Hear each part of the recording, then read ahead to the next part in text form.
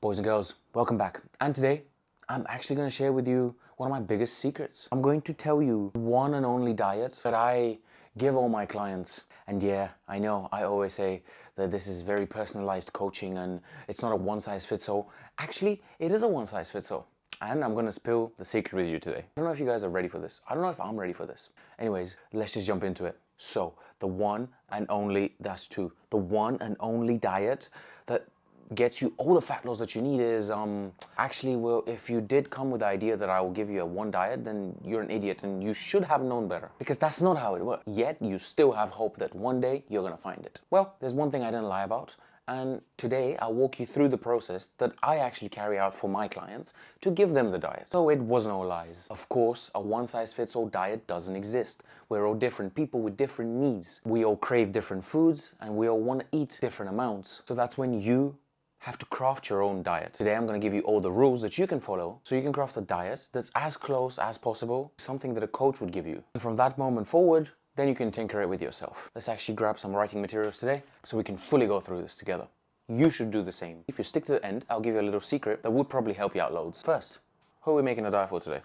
Let's just call it Bob. Right, Bob should always start with his goals. He needs to know why he's doing this. I've already done a video on goals. You should be able to click on my channel, watch it, and set your goals. You need to first motivate yourself. If there is no drive for you to do anything, and even if there is drive, you need to light it up even more. You need to get it bigger and hotter in order for you to actually want the change from within. If you don't truly want the change from within, no matter what diet you're given, you're likely not gonna stick to it.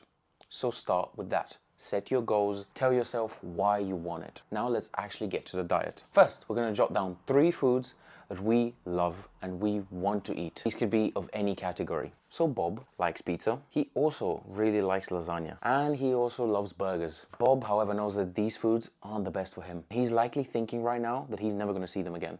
That's okay. Second, now we're gonna pick the healthy foods that we want to eat. Again, healthy here is gonna be a perception of what we think is healthy. But for now, let's just start with it. So you're going to do 3 categories: protein, carbs, and fats. I'll just do P, C, and F on my paper. Now, you're going to select 3 to 5 foods in each category, right? So write 1 to 5. Let's start with protein. For the protein section, we're going to select lean protein sources that you actually like and are willing to eat every week. So, what are some things that you like? Bob likes chicken breast. He also likes pork. He's also a fan of full-fat yogurt. And after loads of thinking, Bob could only come up with one more food, and that is chickpeas. Then Bob goes to the carb section. Bob loves pasta. He also loves rice. He loves bread, and he likes biscuits. Finally, the fat section. Bob doesn't know too much about this. He's heard avocado is good, but he doesn't quite like it. So he's just gonna put what he knows, and that is olive oil. He knows peanuts have a lot of fat, and he knows macro is very fatty. So now Bob has all the foods that he's willing to eat, and he knows are relatively healthy. Let's move on to the next section.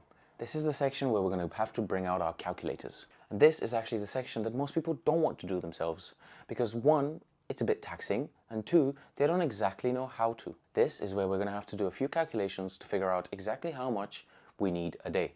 So, how much does Bob weigh? He actually weighs 90 kilo. And he wants to get down to 70, so that's 20 kilos of fat loss. During his goal setting, he put how long he wants this to take. For now, we're just going to ignore it. Now there's so many calculators online that tell you how many calories you're supposed to consume based on your height, your weight, your age, and how much exercise you do a day. If you want to do that, go ahead. I don't like doing that. I think they're full of BS. What I do is go with the basics. We know that the recommended daily intake for a man of normal BMI is 2,500 calories, and the recommended daily intake for a woman of normal BMI is 2,000 calories. Taking those numbers into consideration, a man of slightly higher BMI like Bob might need 200 calories more, and a woman of slightly higher BMI, like, I don't know, Bobina, might need 150 more calories on top of that. So what we can do is base off our number around the recommended daily intake number. So if Bob is 90 kilo, him just eating 2,500 calories will most likely get him in a deficit. However, I'm sure he would like to see some quick results, so we can just put him at 2,400 calories. If he follows those calories relatively accurately for a few days, he will see weight loss. If he doesn't see weight loss, do you know what you can do? Just lower them again, It's really not that complicated. And you need to remember, this isn't a game of speed. We're all very aware that weight loss has to happen slow and incrementally, so those habits can actually stick and the weight doesn't just regain back. The biggest problem with fad diets is the fact that they starve you for a few days, you lose crazy weight, but that's first only water, and second of all, you get so hungry that your hormones get messed up, and as soon as you come off the diet, you gain it all back up, if not more. So Bob is just going to stick to 2,400 calories for the first few days of his diet. Then we can start by figuring out his protein intake a day. We know Bob is 90 kilos, and a high protein diet will keep you more satiated and will help with fat loss because of the higher thermic effect of food. So a regular rule of thumb is 2 kilos per kilogram. Sorry, 2 grams per kilogram. So 90 times 2, that's 180 grams of protein. Let's convert that real quickly into calories so we know what we're dealing with. We need to work on the same scale of energy throughout this process. Protein has generally 4 calories per 1 gram.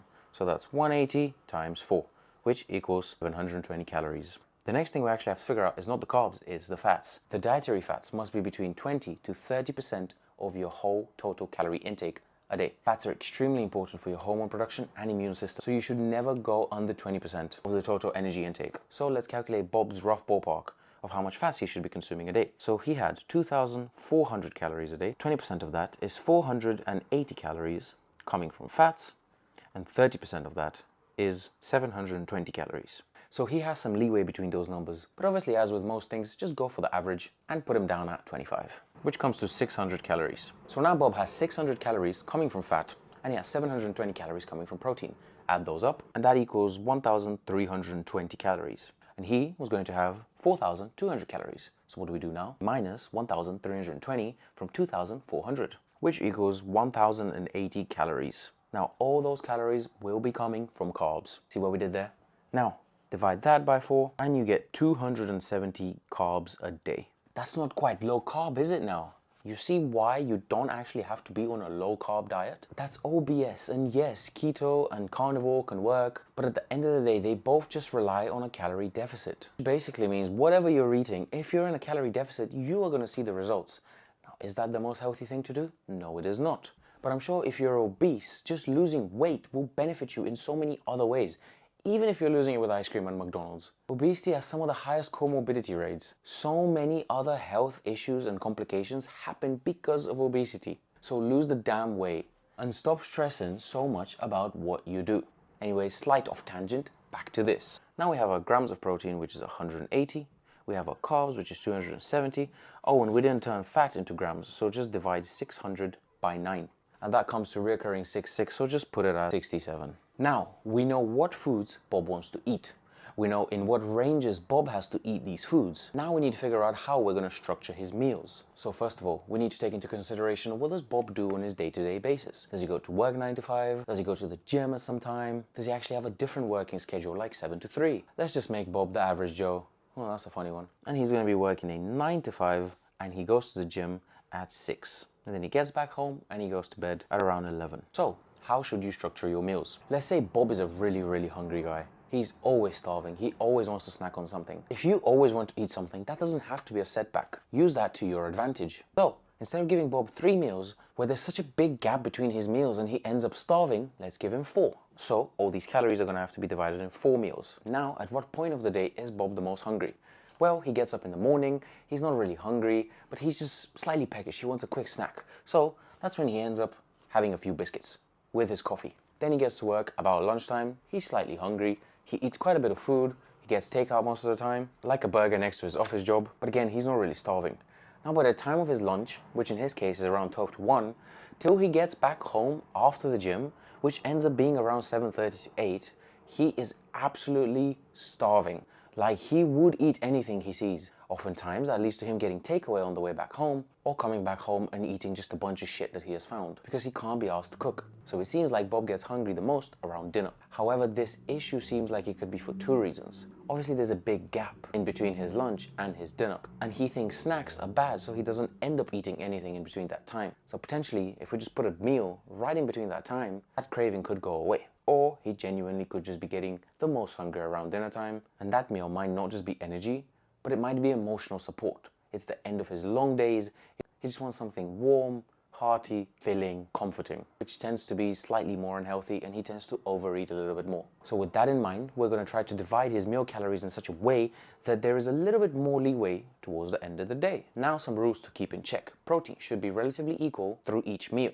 Fats should be relatively away from your workout, and carbs should be centered around your workout. So now we have a few non-negotiables, like the carbs around the workout, fats away from the workout, and protein split evenly throughout his meals. And we have a few Bob non-negotiables, which are big dinners and constant snacking. So now that we have all this information, if you have ever had a coach, the chances are he's likely done this by himself every single time. You just didn't know it. He kept asking you questions, and with our diet knowledge, we build a plan for you. However, you're clearly not a nutritionist or a coach, so what can you do? Regurgitate it so it makes sense. Ask ChatGPT. And he would make you a diet that is so personalized, and he will make you a quite high-level personalized diet. If you are interested in the exact prompt, just comment under this video, diet prompt, and I'll send it right over to you. That way you could literally have a personalized diet with you in a few minutes. So, what did we learn in this video? Well, if you are chasing weight loss and you've been chasing it for a while and you have tried many of these diets and they haven't worked, or they have but the results haven't been long-term, it is because they haven't really been personalized to you. Going through this exercise and actually using AI to our advantage with a few single prompts, you can get a really high-end diet that you are most likely going to follow. The difference with the coach is when it comes to adjustment further down the line. Although this diet will serve you really well for the beginning, down the line it will need adjustments. And that's when simply having a coach is easier. However, if you know exactly what needs to be adjusted, and you again just give it to ChatGPT, it'll tell you what to do. Or if you don't even know what needs to be adjusted, why don't you just spill it your problem, tell it that something needs to be fixed, and it might just figure it out. Anyways, if this video has been helpful to you in any way, give it a like, maybe a subscribe. If you try it on your own, drop down in the comments what you get out of it. And I hope in a few months, you're going to be watching my videos 20 kilos lighter. Right, boys and girls, have a good one.